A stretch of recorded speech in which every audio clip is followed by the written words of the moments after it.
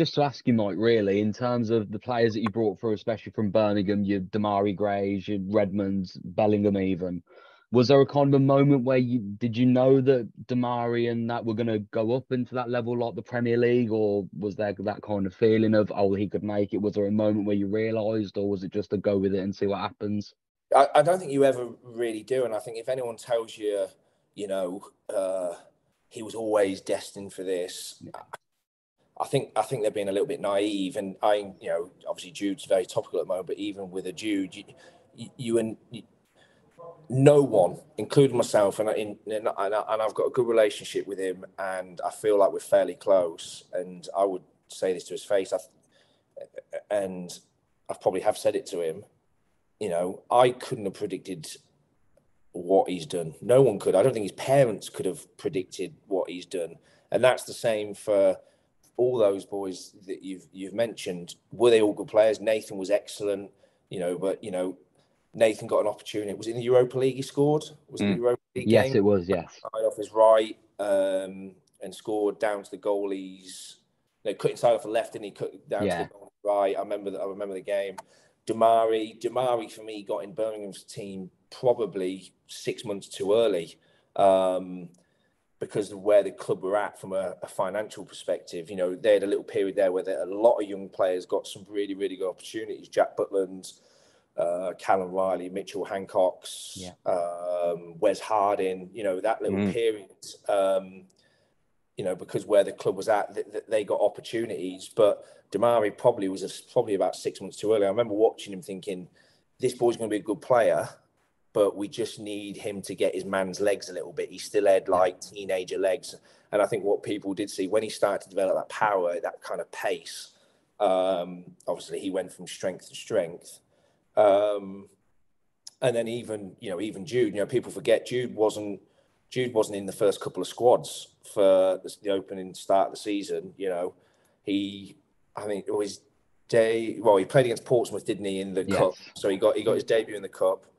And then obviously he came off the bench against Stoke, and the rest is history. But even one thing I always say about Jude, and I watched some of Jude's games, and he wasn't great all the time. And I'm not doing him a disservice because he was a first year scholar. He was a 16-year-old boy playing the Championship. Yeah. But he wasn't great all the time. But what I think Blues fan did see, they seen the potential. They seen glimpses of genius. They seen glimpses of wow, which made them keep the faith. And it's always nice, isn't it, when you've got a local boy on the pitch? Because all those, your Mitchell Hancocks, your Callum Rileys, your Damari Grays, Nathan Redmonds, your Jack Butlands, Damari Grays, even now your George Halls, your JJs, your Jobs, your Nico Gordons, Marcel Oakleys, you can go on. They're all local boys. And I think, what Blues fans have always been really, really good at, they've stuck with the local boys, haven't they? They've really stuck with them because they're boys off the terraces. But yeah, going back to your question again, I've waffled, apologies. But going back to your question, I don't think you can ever really predict, right, they're going to go and play in the Premier League. I don't think you can. I think you can say, look, they're talented boys. There's an element of luck. There needs to be a part of a plan. I'm not a huge fan of saying, there was this real detailed plan because development's so messy. You've just got to kind of, flow with it at times. There's got to be luck. There's got to be opportunity. All those boys got given an opportunity. And the point I was making around Jude, one thing the club deserve a huge amount of credit with, they stuck with him. There was a few games where maybe he didn't impact the game or didn't do this, but they stuck with him, so they deserve a lot of credit with that.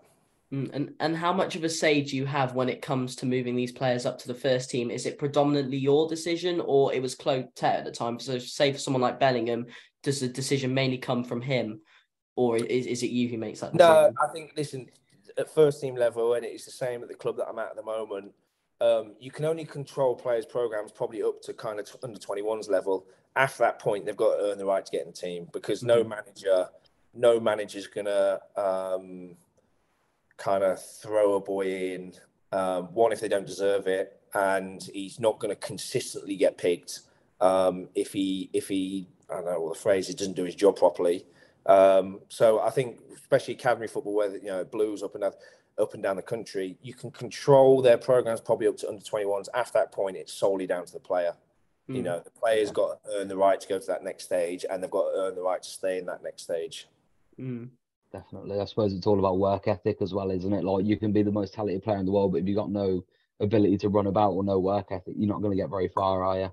100%. Is, you know, and I know it sounds very simplistic, but I think a lot of those players that we've just discussed, I think the one thing that probably offset them against other boys that have maybe drifted out of the game would be that, in terms of they've just done it properly. And, you know, whether it's a Jude or anyone else in particular in the England squad, you know, Maddison, Grealish, I know they probably won't let me mention a Grealish, but they don't get.